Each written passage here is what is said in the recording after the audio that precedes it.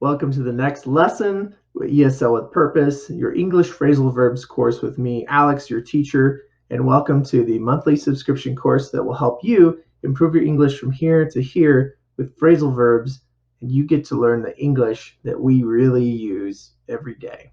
So in this lesson, we're going to learn the phrasal verb call up. Call up.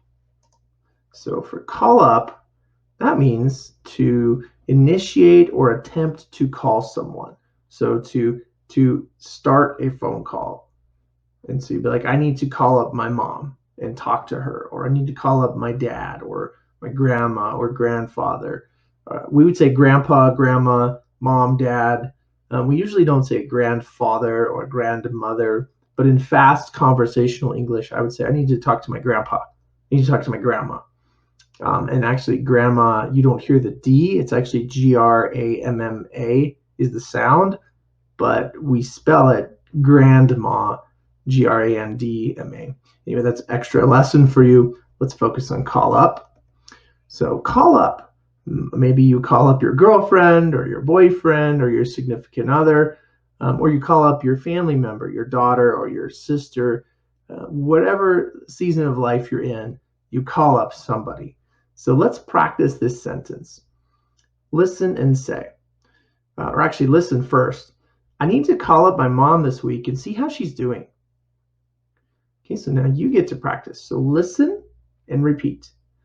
I need to call up my mom this week and see how she's doing. Okay. Good practice. Let's do that one more time. I need to call up my mom this week and see how she's doing.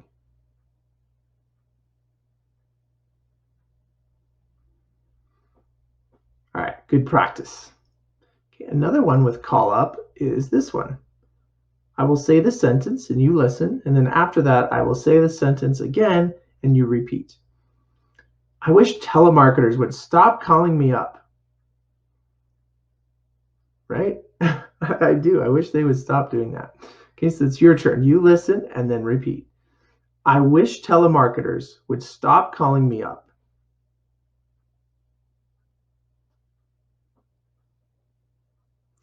Good practice. Okay, so here's the second part of that. We're going to say it a little faster together. I'll say the full phrase. I wish telemarketers would stop calling me up during my workday. I usually ignore it. Okay, now it's your turn to practice this longer sentence. Here we go. I wish telemarketers would stop calling me up during my workday.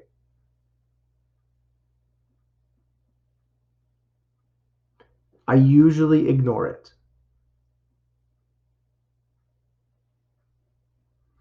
Good practice. Let's do this one more time together. I wish telemarketers would stop calling me up during my workday.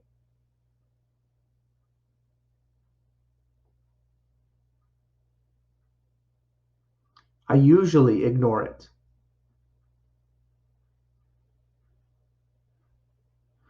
Good practice. Okay, the next sentence with call up. In the past tense, similar to the other ones we learned with call, call in the past tense is not called. Remember, it's called with the voice sound with D. So I go from L, D, called. Say that one more time with me. Called. Good practice. Okay, let's say this sentence together and have this conversation. I called up my old friend last week.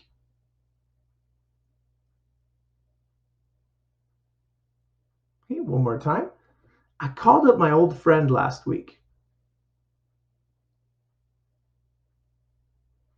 Good practice. Okay, in the conversation response or question, we could say, how is he doing? How is he doing? Good practice. Now, a contraction, we might say how and then is. I might make how and is together and say how's. So in conversational English, instead of how is he doing, I might say how's he doing?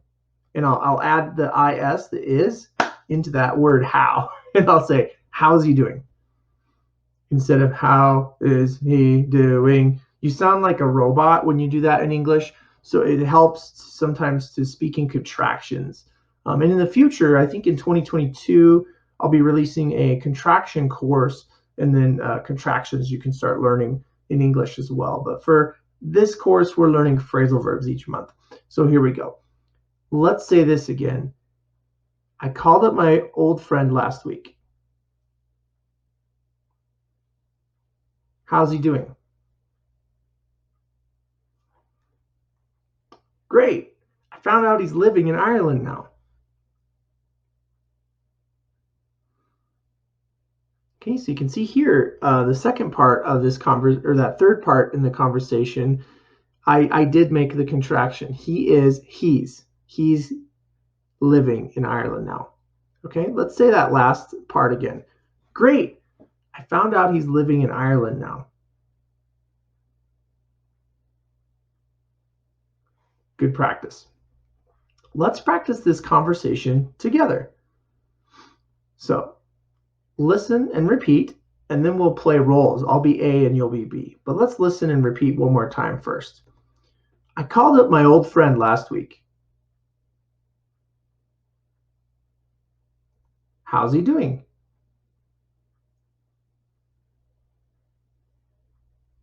Great. I found out he's living in Ireland now. Okay, good practice. Now, I am A, you are B. Then we'll change, and you are A, and I am B. Are you ready? Okay, here we go. I called up my old friend last week. Great. I found out he's living in Ireland now. Okay, now it's your turn. You are A, I am B. Let's practice together. Ready? Go. How's he doing?